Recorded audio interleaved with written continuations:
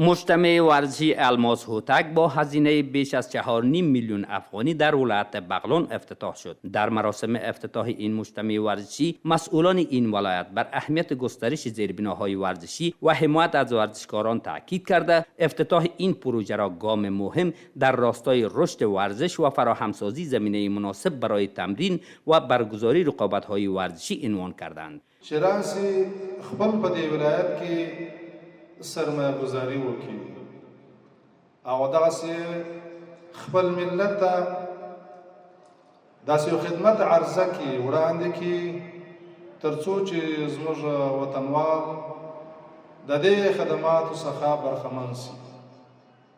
در این پارک باز هم سرمایه گذاری شود، کافی‌شاپ‌ها مطابق محتوای پارک تفریحی ساخته شود و همچنان قسمی که فوتسال ساخته شده و سایر از بخشایی که به محتوای پارک تفریحی اجرا میکنه در آینده ها سرمایه گذاری شود. ملت شریف پل خمره ورزشکارا و همچنان سایر از اقشار جامعه از این استفاده خوب بکنه.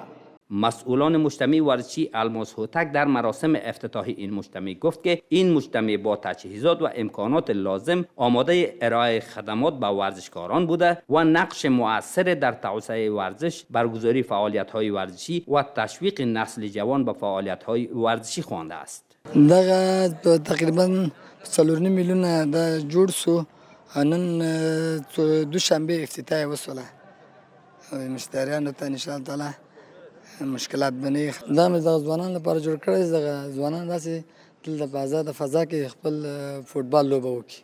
همچنان ورزشکاران بغلان نیز با استقبال از افتتاح این مجتمع ورزشی ایجاد چنین امکانات را در رشد استعدادهای ورزشی و ارتقای سطح رقابت‌ها مؤثر دانسته و خواستار ادامه سرمایه‌گذاری در بخش ورزشی شده اند. این میدان بسیار خوبش است. اولین دفعه است که به استاندارد میدان فوتسال جور شده و به می جوانا بسیار خوب است دیگه.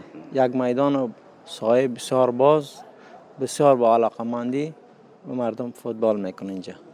گفتنی است در سالهای اخیر تلاش‌ها برای توسعه زیربناهای ورزشی در کشور افزایش یافته است. مسئولان باور دارند که ایجاد و تجهیز مراکز ورزشی افزون بر فراهمسازی زمینه رشد استعدادهای جوان نقش مهم در ترویج فرهنگ ورزش، ارتقای سلامت جامعه و مسئول نگه داشتن جوانان از آسیب‌های اجتماعی ایفا می‌کند.